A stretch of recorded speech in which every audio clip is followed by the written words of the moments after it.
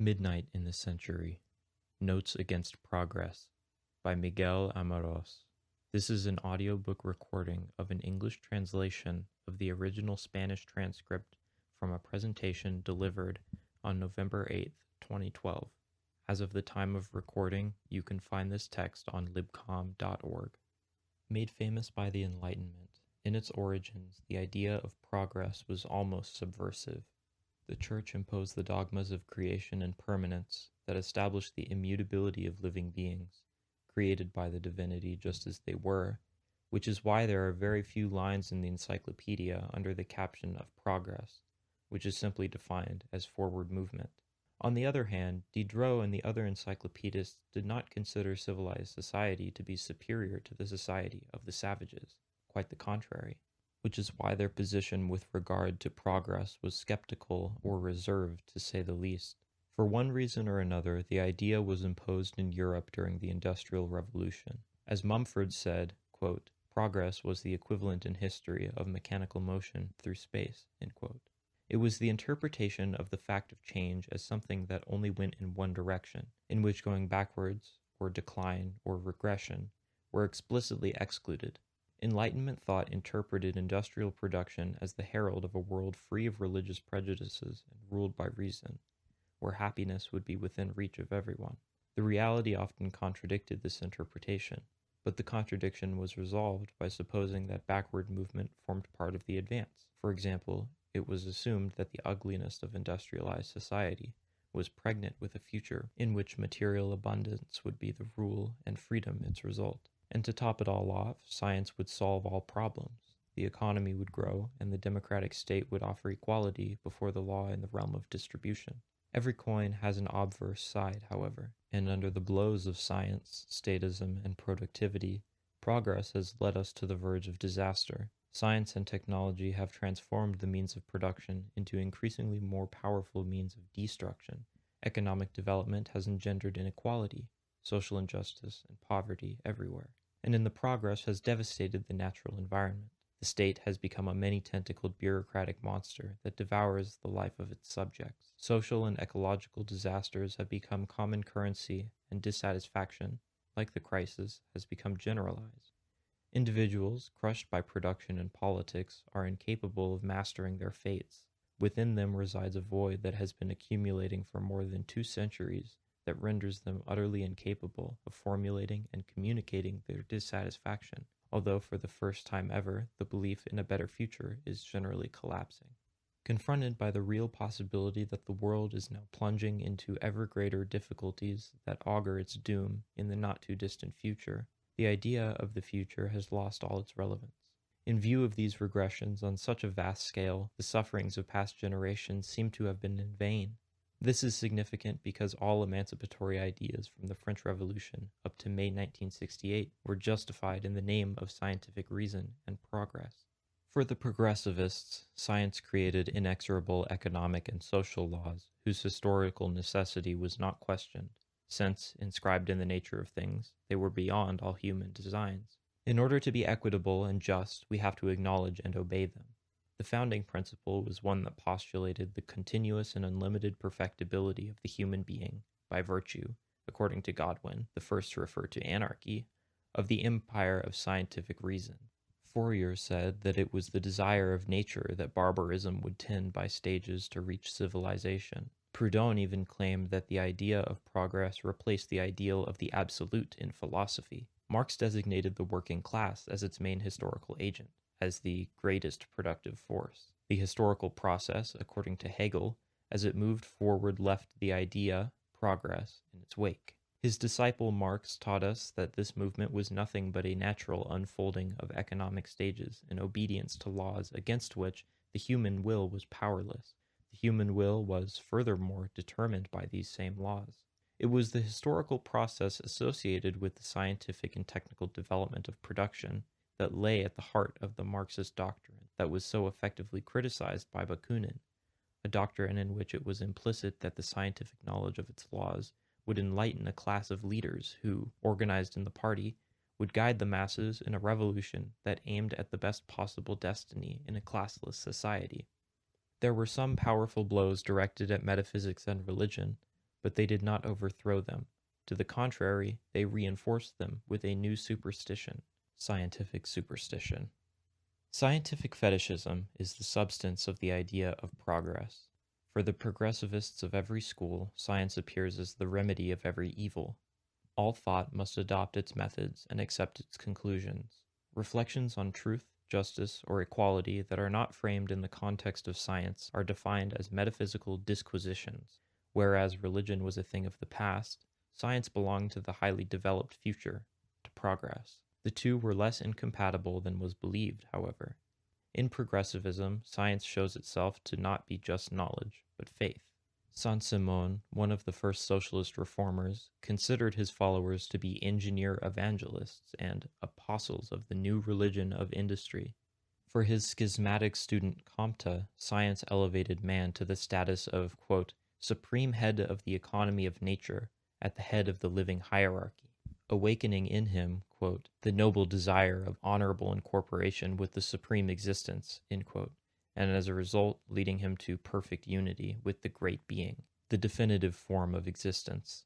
The most widely read book of the 19th century, Looking Backward, a techno-scientific utopia written by Edward Bellamy, described the process of becoming conscious of the inhumanity of social relations in religious terms. Quote, the sunburst after so long and dark a night must needs have a dazzling effect. It is evident that nothing was able to stand against the enthusiasm which the new faith inspired. For the first time since the creation, every man stood up straight before God.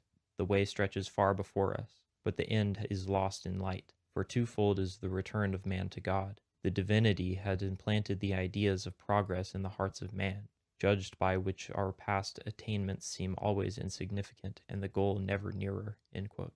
The roots that had only recently torn from the ground of religion now grew in a similar soil, thanks to the fascination inspired by scientific magic. Divine authority had only just been overthrown, and now the new faith promised to make men into mortal gods inhabiting a techno-scientific Olympia. But because the economy was based on the separation of individuals from one another, on the separation between them and the product of their activity, and on the separation of the latter from nature, its development based on science generated a surplus value of irrationality.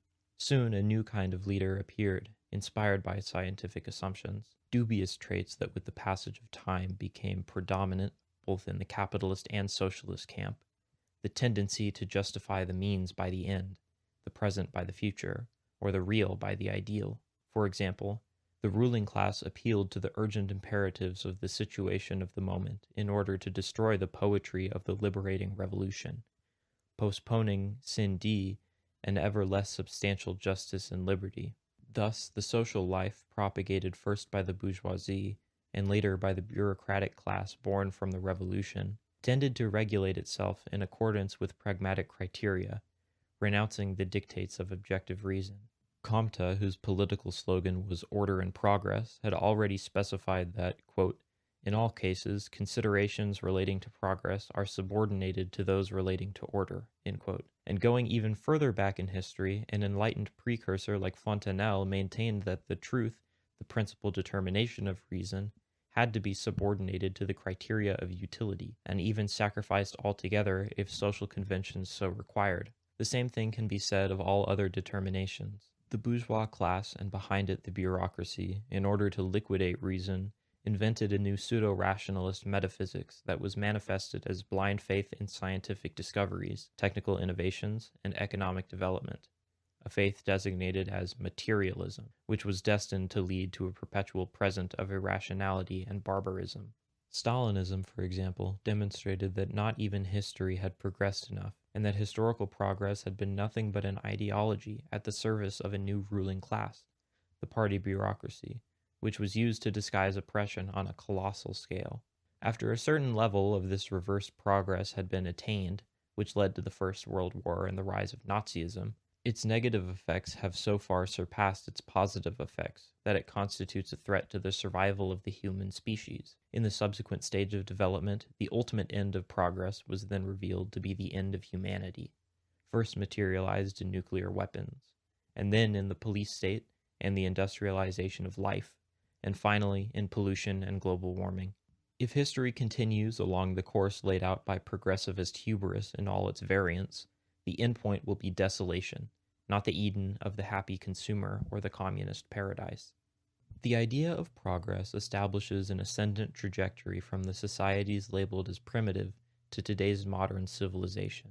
In practice, it means incessant transformation of the social environment and constant renewal of the economic conditions that determine that environment. The present is nothing but a passing stage on the road to a better future.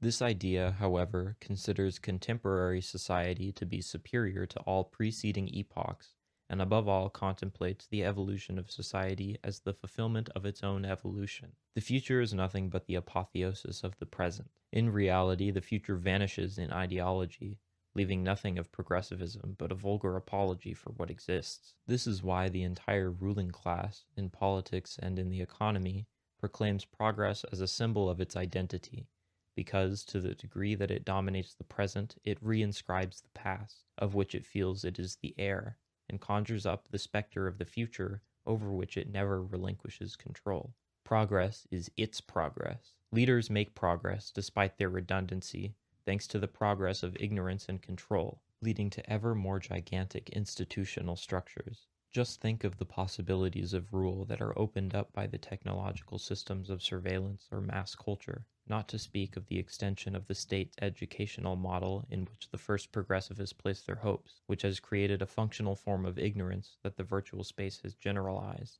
This explains why individuals, however far science has progressed, are less capable now than ever before of being the masters of their fates. What they call progress these days does not lead to the enlightenment of the mind or to personal autonomy, because the only thing it aims at is economic growth and the consumerist way of life associated with the latter.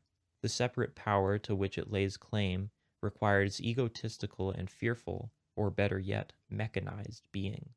It does not want beings who think for themselves and are capable of orienting their moral conduct in accordance with objective knowledge, but people who are unreflective and standardized, absorbed by the accessory and the instantaneous, and gripped by fear, people programmed to bow before the messages received from the apparatus of domination. The standardization and commodification of all human activities produces the characteristic irrationality which our leaders consecrate with the name of progress. Meanwhile, genetic engineering is constructing its biotechnological foundations. The culture of truth and justice does not flourish in such progress, but its image serves as an alibi for slavery and oppression. Alleged social advances are always accompanied by unconsciousness, dehumanization, and ennui, in such a manner that this progress eliminates its most important postulate, the idea of an emancipated, free man. Let us recapitulate. At first, the modern concept of progress was the offspring of the defeat of religion by reason. The victory of reason, however, was only apparent. That is, it was not the victory of humanization. We have already spoken of the degradation of reason to an instrument of power. Now we shall speak of the consequences of this degradation for nature. By imposing a rational conception of the world that supplanted the religious worldview, nature was desacralized and the world disenchanted. It lost all its meaning and was subsequently viewed with indifference as an inert object and a raw material, basically as a warehouse of resources. This antagonism between a nature that has been stripped of meaning and a pillaging civilization was embodied in a series of ambiguous concepts like success, welfare, development, and progress. Human activity ceased to celebrate its mysterious relation to nature and proceeded not to consider it rationally by trying to understand its truth in order to be able to orient itself accordingly, but to dominate it. Then, by converting it into an object subject to endless exploitation, what was really achieved was the forced adaptation of individuals to the coercive social environment that was engendered during this progress. The price of progress was the subjection of life to the pragmatic rationalization imposed by the commodity, and the state in which means are confounded with ends. Life obeyed progress rather than the reverse. Life enslaved to progress was the crucible where objective reason was forged, and all the concepts that constituted its core evaporated. Truth, justice, happiness, equality, solidarity, tolerance, freedom. As Horkheimer concluded, domination of nature involves domination of man. The tyranny exercised over nature entailed as a consequence the simultaneous submission and brutalization of the human being. The evacuation of the conscience was deduced from the mechanistic conception of man. The most extreme of all the materialist philosophers, Lamettrie, already conceived of the human being as a machine that winds its own springs, and considered thought to be a byproduct of mechanical activity of lesser importance. Such an unprecedented idea, formulated in the middle of the 17th century during the intellectual struggle against metaphysical systems and religions, provided a scientific foundation for the manipulability of the human species, something that the ruling class of later times took very seriously. By an irony of history, religion had nothing to lose in the battle. 100 years later, Boolean algebra, which made possible the mechanical simulation of human thought, reduced the latter to a simple mathematical representation, in pursuit of nothing less than revelation from the mind of God. If we ascend by the road of binary mathematics, there is no room for doubt that digital computers are bringing us closer to the divinity, which is no longer in the heavens, but in virtual space. Once the obscurantist side of science had been revealed, as extreme specialization divided knowledge into stagnant compartments, and its inability to provide a holistic, unitary, and coherent conception of the world that would constitute individuals and reinforce their connection with nature became manifest, technology stood alone as the last fetishism to denounce. In the latest phases of capitalist domination, progress is equivalent to technical progress, since the experts who work on behalf of the latter attribute to technology the prospects of ultimate salvation, which has been transformed by employers, politicians, and fanatical disinformers into an almost millenarian orthodoxy. With technology, the evils of development will be cured with more development. As a result, technology has created an artificial and hierarchical environment that is alien to social needs, an environment within which all of everyday life transpires, a second nature that completely determines the social order. Individuals have escaped from the constraints of natural conditioning only to be enslaved by machines. Machines intervene in relations between humans and now mediate between humans and nature, preventing any direct relation. Man, climbing aboard the wagon of progress, is definitively isolated from his own kind and cut off from the cosmos, which he does not view as something that is alive, nor does he consider that he is a part of it. The British biologist and crystallographer John Bernal celebrates this emancipation from natural servitude in his book, The World, the Flesh, and the Devil. Quote, "The cardinal tendency of progress is the replacement of an indifferent chance environment by a deliberately created one. As time goes on, the acceptance, the appreciation, even the understanding of nature will be less and less needed." End quote. The human mind capitulates before the mechanistic concept and worships technology. Automation collaborates in this process. The individual considers himself free to the extent that he allows himself to be led by machines, which now comprise his environment. Machines do all the work and even spare him the labor of reflection, but freedom of a mechanistic order excludes the right to not use machines. Everyone depends on them, and no one can live on the margins. That is, no one can live in opposition to progress. In a quantitative world, technical reason values reflex reactions above intelligence, efficiency above meaning, and calculation above truth, in such a way that when you hear someone speak of artificial intelligence, it is not because artifacts have become capable of thought, but because human thought has become mechanical. For the visionaries of total dehumanization, Machina Sapiens is nothing more than the transfer of our mental legacy to a mechanical progeny, since man, immersed in a technological universe, functions like a machine, and the machine functions like a human automaton. His destiny, as the current conditions of existence indicate, is to pass the torch of life and intelligence to the computer. The conclusion that is drawn from this circumstance, however, is not the rejection of technology, but the rejection of the role that it plays in the current historical period of capitalist rule, beginning with its redemptive religious function that is so widely shared by the masses. Technology, insofar as it facilitates the metabolism between humans and nature, is necessary. The tool was created for man. But when it becomes the discourse of power, i.e., technology, it becomes a threat to the survival of the species. Technology follows a road that begins with basic human needs and ends by creating its own world. That is the moment of autonomy, the moment when it takes over. Everyday life is powerless against an invasive technology that constantly alters society as it introduces an endless series of innovations. If we were to take an inventory today of what it has contributed to and what it has taken from society, the result could not be more negative. On the one side of the ledger, the implantation of Homo economicus, the man who is motivated solely by self-interest in one part of the world, and an increase in the level of superfluous consumption. On the other side of the ledger, the pauperization and exploitation of the other part of the world, the depletion of resources, the accumulation of armaments, and the destruction of the planet. One may thus confirm that the biggest social problem is not the lack of development, but development itself. It is not the lack of technology, but the absence of human goals. Unlike primitive cultures, materialist civilization is indifferent to its dependence on the environment, and for that reason has never attempted to preserve any kind of equilibrium with its natural surroundings. Its need for growth, disguised as progress, led it to contaminate the soil, corrupt the air, adulterate the food, and poison the water, and to exacerbate social differences and endanger the health of the population. The accelerated destruction of the natural and social environment that we are now experiencing cannot be avoided, but will get even worse. It is the fruit of the dynamic of the system itself, which needs to grow as much as possible. Acts of aggression against the land have become habitual, and the problem is not so much their immediate impacts as their cumulative effects, which assume the form of the energy crisis, nuclear disasters, and global warming. The new environmental consciousness of our leaders emerges on the scene in order to make destruction itself profitable, which is inevitable since it is inscribed in the dominant mode of production and consumption. Today, progress colors itself green in order to turn its imperfections into business opportunities. Actually, it does not have any other disguise to wear. Its constant demands compel it to engage in the overexploitation of the land. In the kingdom of the commodity, everything has a price, from the air that we breathe to the rural districts that we visit. From now on, however, this price must be determined by environmental considerations.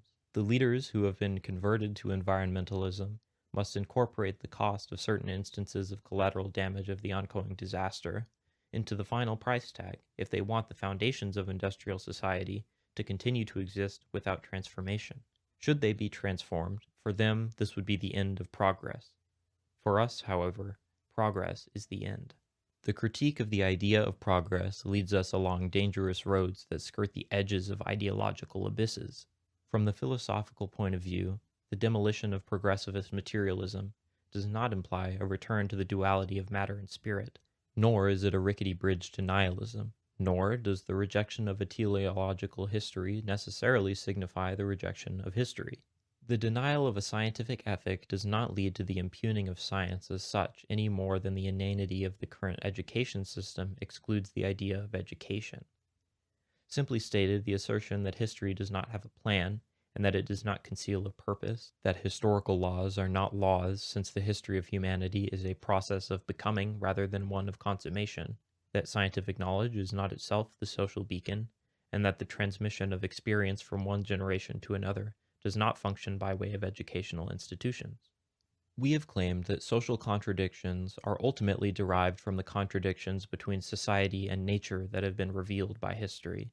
But we are the offspring of Enlightenment reason, not of the Bhagavad Gita or the early Paleolithic era, which is why we think that these contradictions will not be resolved by elevating nature to the rank of supreme principle, nor will their disappearances be magically effected with the help of heaven or the Holy Scriptures, or by encouraging a return to natural religion or to the past.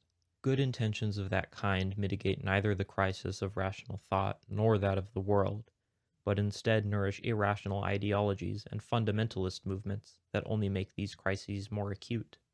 The critique of the idea of progress is neither a revolt against reason nor against intellectual training and knowledge, much less against civilization in general. It is a critique of its degradation and its decline. It does not appeal to transcendence, a new science or tradition, but to thought that is free of chains, thought that, subverting the ideological foundations of the system, leads human beings to a rational unity and harmony with nature. Not only are we the offspring of the Enlightenment, we are also the offspring of Romanticism, of its will for truth, beauty, and action, and of its search for spirituality and mystery. We rebel in the name of reason and logic, yes, but also in the name of emotion, passion, and desire. While the man who wants to be free does not want to exchange old myths for new, But to go to the root of the thing, he does not renounce the re-enchantment of the world in absolute variance with the ruling class either. This re-enchantment is a way of becoming conscious that is linked to the revolutionary efforts to forestall the deplorable process of capitalist progress, which quantifies, mechanizes, and destroys life. It is the reunion of the rational and that which the surrealists call the marvelous. In the revolution and poetry, which are becoming the same thing, it is the road to an alternative civilization. It is the only way that humanity has to grow and become what it potentially is. The new starting point is not to be found in a bureaucratization of nature comparable to that which has been imposed on society, but in a debureaucratized reconciliation between nature and society. Right from the start, this reconciliation challenges the current conditions that are opposed to it, like industrialization, statism, economic development, and progress. Its program must therefore be de-urbanizing, anti-industrial, anti-political, and anti-progress. It must promote new values, new ways of life, new methods of social action. Nature and society must find their equilibrium. But to do so, they have to be saved from the bureaucrats, the experts, the investors, and the ideologists of salvation. The only way to achieve harmony between nature and society is not by surrendering, neither in theory nor in practice, to the logic of domination. Only a society that is the conscious master of its own history will be able to manumit a nature that has been enslaved to progress. This is not an eternally possible proposition, however. Thanks to technocracy, domination is manufacturing a literally uninhabitable world.